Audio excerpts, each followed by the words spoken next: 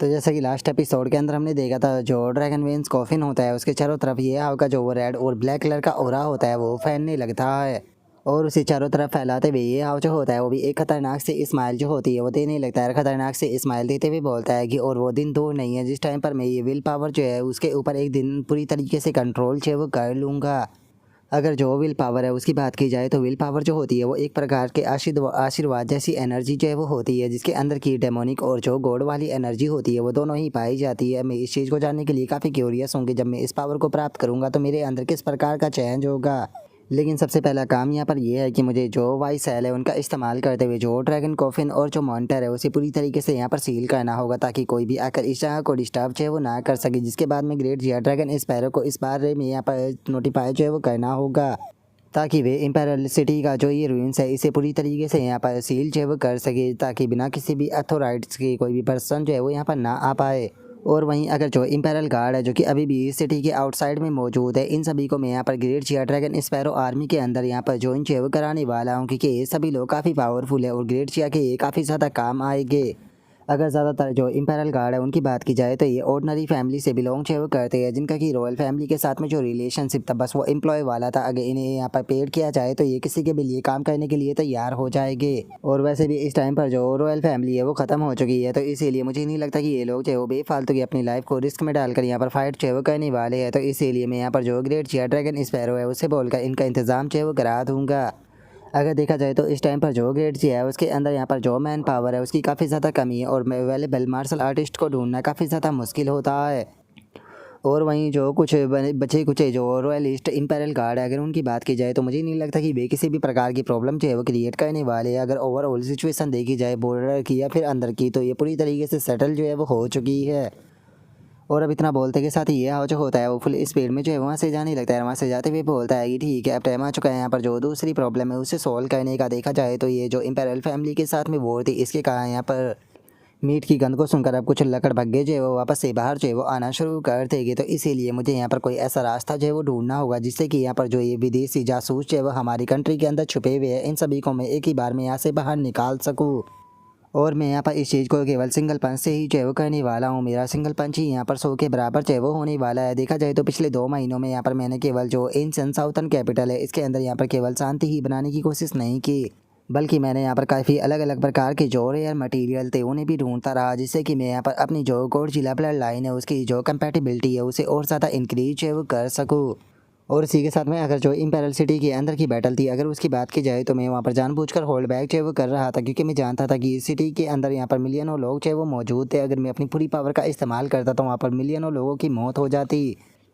क्योंकि अगर जो एंशिएंट कैपिटल है उसकी बात की जाए तो एंशिएंट कैपिटल जो थी वो बिल्कुल एक पेपर की तरह थी, जिसे कि अगर थोड़ा सा भी एफर्ट जो है वो लगाया जाता तो वो पूरी तरीके से समतल जो है वो हो जाती। और देखा जाए तो इस टाइम पर कोई भी ऐसा एनिमी जो है वो मेरे सामने नहीं है जिसके खिलाफ मैं अपनी फुल पावर का इस्तेमाल करूँ। उसी के साथ में अब मुझे नहीं लगता कि मुझे यहाँ पर ऑपरेट करने के लिए जो मॉन्स्टर ऑर्गेनाइजेशन है उसकी कोई भी ज़रूरत है, क्योंकि इस टाइम पर मैं फुल्ली तरीके से डेवलप जो है वो हो चुका हूँ। तो इसीलिए अब मुझे लो प्रोफाइल रखने की कोई ज़रूरत नहीं। अगर इस टाइम पर जो फू हैंग शैंग है उसकी बात की जाए, जिसके ऊपर मुझे शक है कि वो शैडो के अंदर छुपकर यहाँ पर नज़र जो है वो रखे हुए है, अगर वो अचानक से मेरे सामने भी आ जाए तो उसके बाद भी मैं उसके साथ में हंसते हंसते फाइट जो है वो कर सकता हूँ। और चूंकि अब इस टाइम पर जो रॉयल फैमिली है वो पूरी तरीके से ख़त्म जो है वो हो चुकी है, तो इसीलिए मैं भी अब सभी बंधनों से पूरी तरीके से मुक्त जो है वो हो चुका हूँ और मैं जो इंटरनेशनल स्टेज है उस पर अब ओपनली खड़ा जो है वो हो सकता हूँ। और अब ये हाव के इतना बोलते के साथ ही हम देखते हैं कि पूरे ग्रेट जिया डायनेस्टी के अंदर जो ये हाव होता है उसके बारे में वहाँ पर बताया जाने लगता है। और जो ये हाव होता है वो हमें बताता है कि इस टाइम पर जो जिया के लोग थे वो पूरी तरीके से अनरियल जो है वो फील कर रहे थे, क्योंकि जैसे ही वे लोग जो है वो सोकर उठे तो उन्हें पता चला कि जो रॉयल फैमिली है वो ग्रेट जिया डायनेस्टी से ख़त्म जो है वो हो चुकी है, जो कि हज़ारों सालों से ग्रेट जिया डायनेस्टी के अंदर थी। और इस चीज़ को कहने वाला पर्सन जो है वो कोई और नहीं था बल्कि वो ग्रेट जिया ड्रैगन स्पैरो का एक डिपार्टमेंट का हेड था। उसी के साथ में अब ग्रेट जिया को एक न्यू सक्सेसर जो है वो मिल चुका था। और अब ये हाव के इतना बोलते के साथ ही हम देखते हैं कि न्यूज़ के अंदर बताया जाता है कि जो ये हाव है वो ग्रेट जिया ड्रैगन स्पैरो का न्यू सेशन हेड जो है वो बन चुका है। और अब ये हाव के बारे में न्यूज़ सुनते के साथ ही सभी लोग बहुत ज़्यादा हैरान होने लगते हैं और एक बंदा जो होता है वो हैरान होते हुए बोलता है कि सच में ये तो बहुत ही ज़्यादा अमेजिंग है। देखा जाए तो यहाँ पर ग्रेट जिया डायनेस्टी की हिस्ट्री में एक से बढ़कर एक मार्शल आर्टिस्ट हुए हैं, लेकिन ये उन सभी में सबसे ज़्यादा टैलेंटेड है। जो सुनते के साथ ही एक और बंदा जो होता है वो बोलता है कि मुझे तो समझ में ही नहीं आ रहा कि आखिर ये कब से सन हेड जो है वो बन गया, क्या सच में ये रियल है। जो सुनते के साथ ही एक और बंदा जो होता है वो बोलता है कि मेरे तो सुनने में आया है कि जो ये हावता उसने जो इंपेरियल सिटी है उसे पूरी तरीके से यहाँ पर ज़मीन में जो है वो मिला दिया है। उसी के साथ में हाफिज टेप ग्रैंड मास्टर रियलम के एक एक्सपर्ट को तो उसने केवल 3 पंचों में ही जान से मार दिया।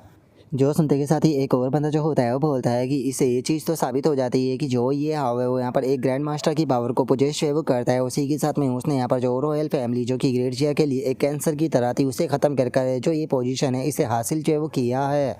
जो सुनते के साथ ही एक और बंदा जो होता है वो बोलता है कि सच बताओ तो इसके यहाँ पर जो सेशन चीफ है वो बनने से मुझे यहाँ पर कोई भी प्रॉब्लम चाहिए वो नहीं है। तभी एक और बंदा जो होता है वो पूछता है कि आखिर ये हाव की उम्र कितनी है। जो सुनकर एक और बंदा बताता है कि ये हाव की उम्र जो है वो केवल 20 साल है। देखा जाए तो उस अभी कॉन्टेस्ट को हुए ज़्यादा टाइम भी नहीं हुआ है जिस टाइम पर ये हाव ने एक ऑर्डिनरी पर्सन से यहाँ पर अपनी मार्शल आर्टिस्ट बनने की जो जर्नी थी उसकी शुरुआत की थी।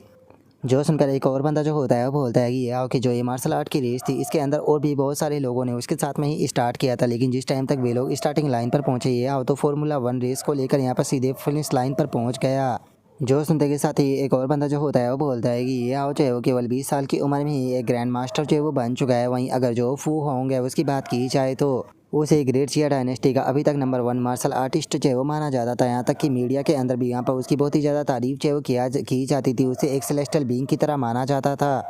जिस टाइम पर उसने हुडा यूनिवर्सिटी से ग्रेजुएशन जो है वो किया था तो उसने एक एस लेवल के पावर हाउस मतलब कि एक ग्रैंड मास्टर को हराया था। लेकिन मुझे तो समझ में नहीं आ रहा कि आखिर ये हाव का कंपैरिजन उससे किस प्रकार करे।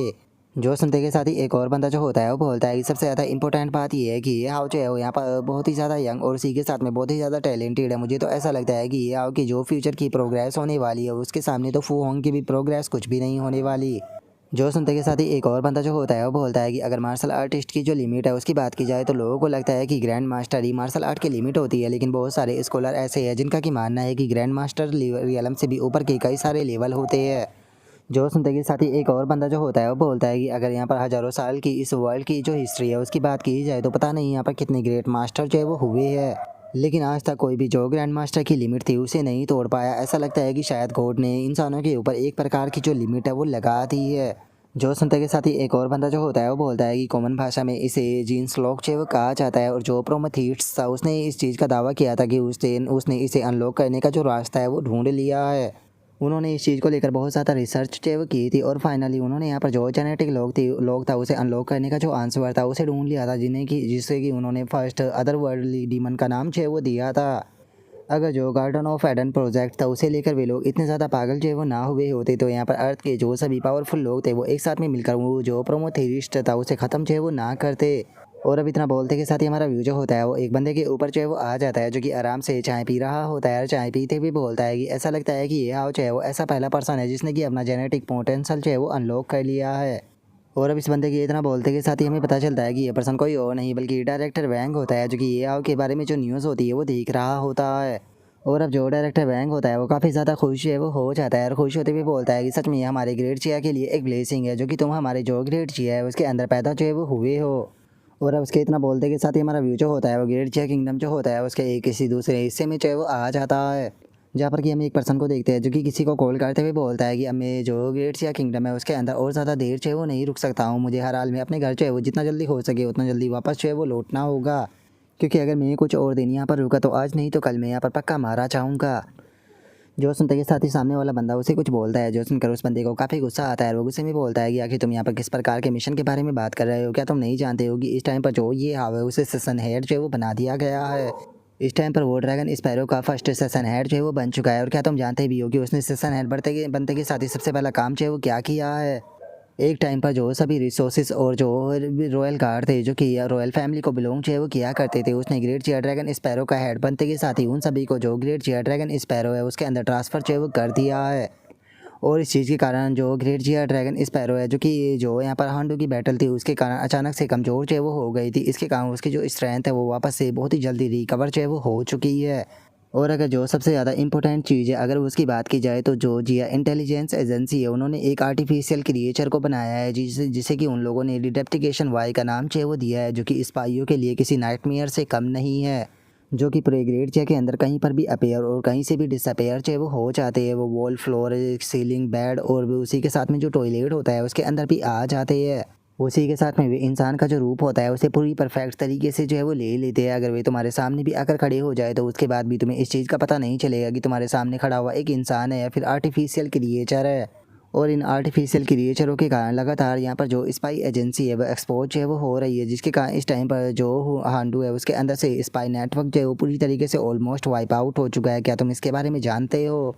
और इसकी मदद से ही यहाँ पर ये ने काफ़ी सारे हाई रैंकिंग के जो ऑफिसर थे उनकी जो गद्दारी थी उसके बारे में भी पता लगा लिया और उसी के साथ में उन सभी लोगों को बहुत ही जल्दी रिप्लेस कर दिया, जिस कारण अब ये हाउ जो है वो यहाँ पर बहुत ही ज़्यादा फोर्स को एक साथ में कंट्रोल जो है वो कर रहा है। और अब उस बंदे के इतना बोलते के साथ ही अचानक से एक क्रिएचर उसके सामने पीछे आ जाता है और उसके पीछे आते हुए बोलता है कि तुमने बिल्कुल सही कहा। और अब इस आवाज़ को सुनते के साथ ही वो बंदा भी बहुत ज़्यादा घबरा जाता है, घबरा के चिल्लाते हुए बोलता है कि कौन है यहाँ पर। और अब उस बंदे के इतना बोलते के साथ ही हम देखते हैं कि वो क्रिएचर जो होता है वो उस बंदे को वहीं पर ही जान से मार देता है। फ़ोन के अंदर से आवाज़ आती है जो कि चिल्लाते हुए बोलता है कि एजेंट जेरी क्या हुआ, मेरी बात का जवाब दो। और अब इतना बोलते के साथ ही हमारा व्यू जो होता है वो नॉर्थ बर्लिन में आ जाता है, जहाँ पर कि वो बंदा मौजूद होता है जो कि फ़ोन पर बात कर रहा था। और तभी उसके पास में आते हुए एक लड़की जो होती है वो बोलती है कि ऐसा लगता है कि जो एजेंट जेरी है वो मारा जा चुका है। और एजेंट जेरी को मिलाकर इस हफ्ते हमारे टोटल 9 एजेंट जो है वो मारे जा चुके हैं। और इसने यहाँ पर कई बार जो हेड किया होता उसके नाम को मेंशन जो है वो किया था। और अब उस लड़की की इस बात को सुनते के साथ ही वो ओल्ड मैन जो होता है उसे काफ़ी ज़्यादा गुस्सा जो होता है वो आ जाता है और वो गुस्से में बोलता है कि अब सारी चीज़ें जो है वो सेकेंडरी हो चुकी है। इस टाइम पर जो हमारे लिए सबसे बड़ा थ्रेट है वो ये हाव है। अगर यहाँ पर ये हाव के बारे में बात की जाए तो वो केवल टेरिफाइंग स्ट्रेंथ को ही पोजेस जो है वो नहीं करता, जहाँ पर कि उसने केवल 3 ही पंचों के अंदर हाफ स्टेप के ग्रैंड मास्टर को ख़त्म जो है वो कर दिया था। बल्कि यहाँ पर सबसे ज़्यादा इंपॉर्टेंट चीज़ ये है कि वो बहुत ही ज़्यादा मिस्टीरियस है और उसका नेटवर्क और रिलेशनशिप पूरी तरीके से अनप्रेडिक्टेबल है। अगर जोडीमन आई और जोडीमन एम्परर है उनकी बात की जाए जो कि यहाँ पर इस टाइम पर मोस्टर ऑर्गेनाइजेशन से बिलोंग करते हैं, उन्होंने ओपनली आकर ये हाउ की रॉयल फैमिली को ख़त्म करने में मदद की। जिसका मतलब ये तो साफ है कि ये हाउ भी मोस्टर ऑर्गेनाइजेशन से बिलोंग करता है। लेकिन सवाल ये है कि आखिर मोस्टर ऑर्गेनाइजेशन के अंदर उसकी पोजीशन क्या है। और उसी के साथ में ये भी बात जाननी है कि आखिर जो मोस्टर ऑर्गेनाइजेशन है उसका ग्रेट शियर डायनेस्टी के साथ में क्या रिलेशनशिप है। अगर यहाँ पर बात अकेले ये हाउ की होती तो चाहे वो एक ग्रैंड मास्टर भी क्यों ना होता, लेकिन उसके बाद भी यहाँ पर हमारी जो डायनेस्टी है वो उसके साथ में फ़ाइट करने से पीछे जो है वो नहीं हटती। लेकिन ये हाउ जो है वो यहाँ पर मोस्टर ऑर्गेनाइजेशन से बिलोंग करता है और हम नहीं जानते हैं कि जो ये मोस्टर ऑर्गेनाइजेशन है इसके अंदर आखिर कितने ग्रैंड मास्टर जो है वो मौजूद है। जो सुनते के साथ ही उसके साथ वाली लड़की भी इस बात को सुनकर हैरान रह जाती है। इस टाइम पर सवाल यही बनता है कि आखिर वो पर्सन कौन होगा जो कि बिना सिचुएशन को समझे हुए यहाँ पर जो ग्रेट चिया है उसके खिलाफ एक्शन जो है वो लेगा। और उसी के साथ में यहाँ पर जो ग्रेट चिया डायनेस्टी है उसकी जो पावर लिमिट है उसे भी यहाँ पर टेस्ट करने में मदद करेगा। सच बताओ तो मुझे ऐसा लगा था कि जिस टाइम पर रॉयल फैमिली और जो ग्रेट चिया ड्रैगन स्पैरो है उनके बीच में जो वॉर है वो शुरू होगी तो जो ग्रेट चिया ड्रैगन स्पैरो है वो पूरी तरीके से तबाह हो जाएगी। लेकिन पता नहीं अचानक से ये हाउ जो है वो कहाँ से आ गया। इस टाइम पर ये सिचुएशन जो है वो एक इंटरनेशनल अरीना जो है वो बन चुकी है, जहाँ पर कि ये चीज़ जो है वो एक मिस्ट्री है कि आखिर कौन सबसे पहले अटैक जो है वो करेगा, क्योंकि जो भी सबसे पहले अटैक करेगा वो अपनी पोजीशन को एक्सपोज कर देगा। जिसके बाद में शैडो में छुपे हुए जो हंटर है वे सभी एक साथ में अटैक कर उसे पूरी तरीके से तबाह जो है वो कर देंगे। और उस बंदे के इतना बोलते के साथ ही जो हमारा आज का एपिसोड है वो यहीं पर ही ख़त्म जो है वो हो जाता है। तो नेक्स्ट एपिसोड के अंदर देखिए कि आगे क्या होता है। अगर आप लोगों को वीडियो अच्छी लगी हो तो लाइक करना, चैनल को सब्सक्राइब करना। मैं मिलता हूँ नेक्स्ट एपिसोड के अंदर, तब तक के लिए बाय बाय गाइज।